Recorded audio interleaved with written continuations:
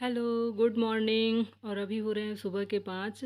तो मेरी दुनिया आयांस में आप सभी लोगों का स्वागत है। तो आज है चित्रगुप्त पूजा। तो मैं चित्रगुप्त पूजा के दिन क्या क्या बनाती हूँ और ये सबके घर पे भी बनता है। तो मैंने यहाँ कुकर में दाल छोंक दिया है, चने का दाल। और यहाँ मैं पानी बॉयल करके आटे को हलवा बना रही हूँ, चावल के आटे का हलवा। चावल के आटे का हलवा बनाने के बाद जो सूखा चावल रहता है उसमें मिक्स करके अच्छे से गूँथने से आटा जो है बहुत सॉफ्ट होता है और फरा बहुत ही सॉफ्ट होता है। ये नुस्खा मेरी माँ का है, तो मैं यूज करती हूँ। आई होप आप लोग भी इसे यूज कीजिए। तो मैंने चावल के आटे को गूँथ लिया। तो मैं यहाँ आलू गोभी की सब्ज़ी बनाऊँगी, तो मैं गोभी कट कर रही हूँ। तो गोभी काटने के बाद आलू कट कर लेंगे, उसके बाद से प्याज वगैरह सब कुछ काट लेंगे। और यहाँ पे मैंने दूध बॉयल करने के लिए गैस पे रख दिया है। दूध आ गया था, गोभी मेरी कट चुकी थी, तो मैंने उसको फ्राई करने के लिए कढ़ाई में डाल दिया। तो एक तरफ मैंने सब्ज़ी को रख दिया और पानी बॉयल करने के लिए रख दिया। और मैंने चावल के आटे का फरा बनाने के लिए पूरन तैयार करके रख लिया था।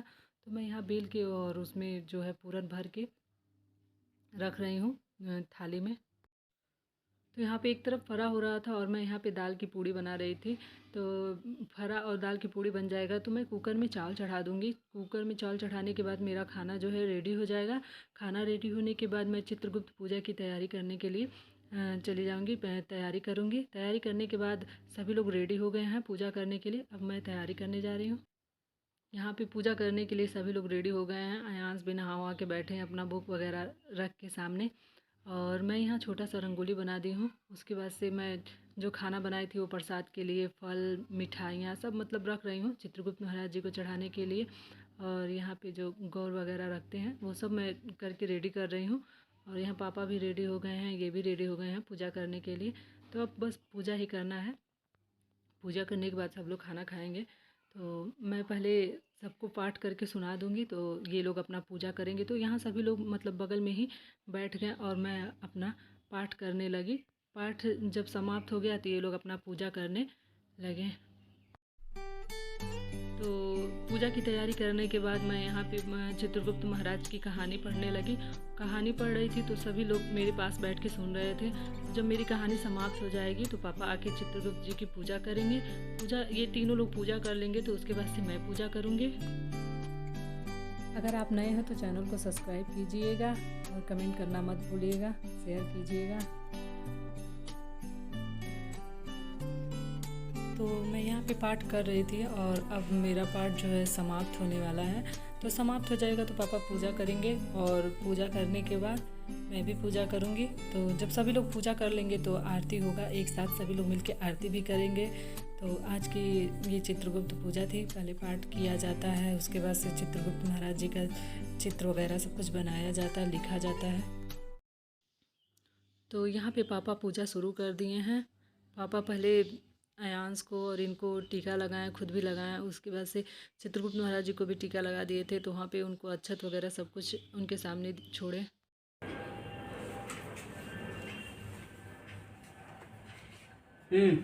पकड़ो ही। आओ। आज पेन से लिखो बाबू। पकड़ो भाई, हाथ पकड़ो। रहने दीजिए ना, वो लिख लेगा, आप अपना लिखिए, छोड़िए उसे। लो।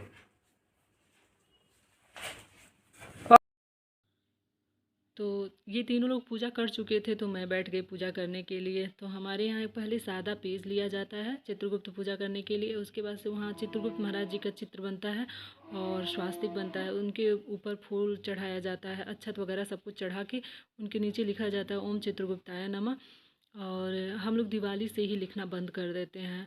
और जब चित्रगुप्त पूजा हो जाता है तो इसके बाद से हम लोग लिखना शुरू कर देते हैं। तो आज हम लोग पहले चित्रगुप्त महाराज जी का नाम लिखते हैं। उसके बाद से जय श्री राम या सभी देवी देवता का नाम लिखते हैं। नाम लिखने के बाद से आज से हम लोग पेन चलाना शुरू कर देते हैं। जब सारे पेज पे मतलब सभी देवी देवता का नाम लिख लेते हैं तो लास्ट में अपना नाम लिख देते हैं। तो इस तरह से जो ये पेज रहता है हम लोग मतलब अच्छे से इसको रखे रहते हैं साल भर, मतलब जब तक हो सके आप इसको एकदम सेव करके रखिए। तो ये सारे पेज मैं इकट्ठा करके पहले चित्रगुप्त महाराज जी को चढ़ा दी। उसके बाद से मैं इसको सेफ से भगवान जी के मंदिर में रख देंगे। सब कुछ हो गया था तो अब आरती की समय थी तो हम लोग आरती कर रहे थे। 2021 में हम लोग चित्रगुप्त महाराज जी की पूजा नहीं कर पाए थे, लेकिन इस बार सब कुछ इतना अच्छा हुआ है, दिवाली और चित्रगुप्त महाराज जी की पूजा सब कुछ बहुत अच्छा हुआ है। और आप सभी लोगों को भाई दूज की हार्दिक शुभकामनाएं।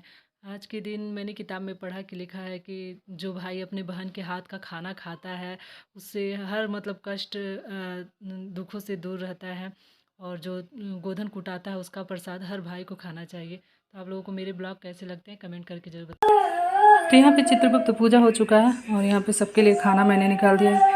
ये पापा का खाना है, चावल भी रेडी है, जिसको चावल खाना रहेगा वो ले लेगा।